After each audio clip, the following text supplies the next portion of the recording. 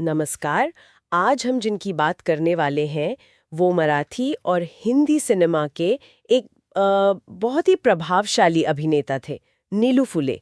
हमारे पास उनके जीवन और काम पर एक काफी विस्तृत लेख है। जी। और ये लेख सिर्फ उनकी फिल्मों की सूची नहीं है, बल्कि उनके व्यक्तित्व के कई अनछुए पहलुओं को भी सामने लाता है। हाँ बिल्कुल, हमारा मकसद भी यही है कि हम समझें कि नीलू फुले जी भारतीय सिनेमा और समाज पर इतनी गहरी छाप कैसे छोड़ गए। और वो विरोधाभास भी कि पर्दे पर वो अक्सर एक तरह से कह सकते हैं क्रूर खलनायक या भ्रष्ट नेता दिखते थे, सही। लेकिन असल जिंदगी में एकदम अलग, सामाजिक न्याय के लिए लड़ने वाले। बिल्कुल।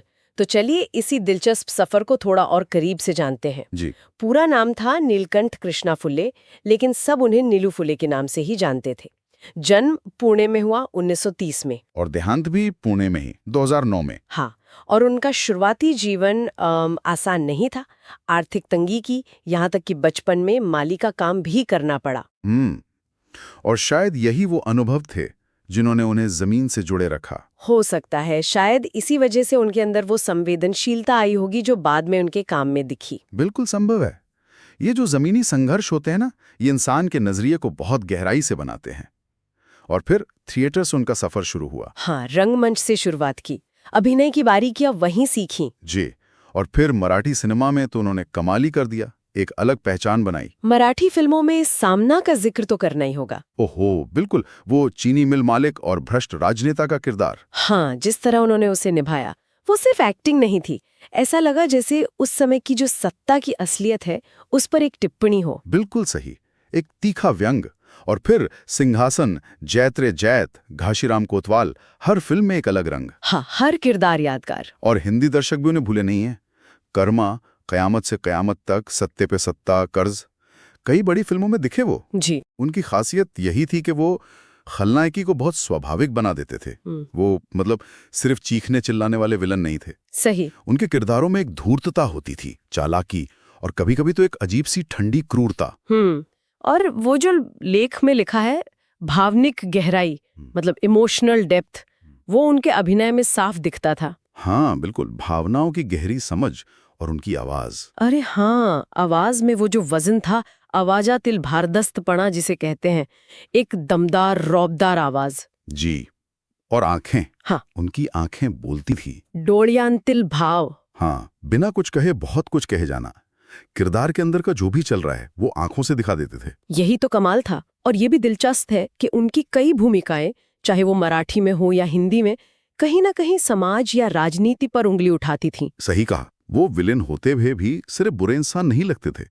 कभी कभी तो लगता था जैसे वो पूरी व्यवस्था का प्रतीक हो। बिल्कुल। लेकिन इस पर्दे के खलनायक के पीछे एक बिल्कुल अलग इंसान था।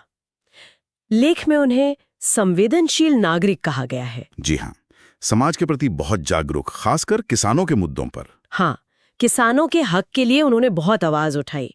शेतकऱ्यांच्या हक्कासाठी आवाज उठावला, ये थोड़ा हैरान करता है ना? है तो, लेकिन यही उनके व्यक्तित्व की खूबी है।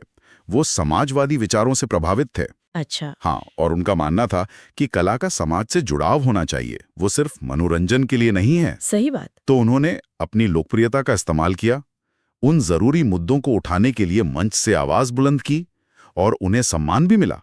महाराष्ट्र शासन का गौरव पुरस्कार, जी गौरव, जीवन गौरव सम्मान, कई अवार्ड्स मिले। ये उनके अभिनय और शायद उनके सामाजिक योगदान, दोनों को ही एक तरह की मान्यता थी। जी। निजी जीवन के बारे में ज्यादा जानकारी नहीं है, बस इतना कि उनकी पत्नी सरोजिनी फुले थी और उनकी एक बेटी थी। हाँ, निजी जीवन को उन्होंने निजी ही रखा।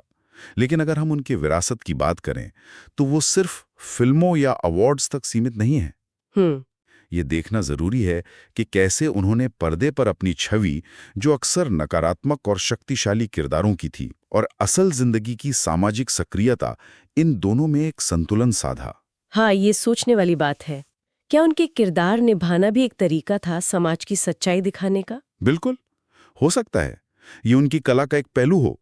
उन्होंने दिखाया कि कलाकार सिर्फ मनोरंजन नहीं करता, वो समाज का आईना भी हो सकता है, उसकी आवाज बन सकता है। सही कहा।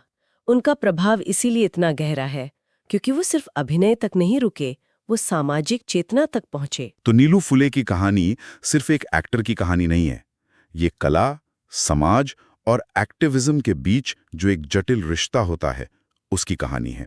पर्दे पर बुराई का चेहरा और असल जिंदगी में अच्छाई के लिए संघर्ष। वाकई ये द्वंद्व ही उन्हें इतना यादगार बनाता है, एक बहुमुखी प्रतिभा जिनकी खलनायकी भी सोचने पर मजबूर करे और सामाजिक सक्रियता प्रेरणा दे।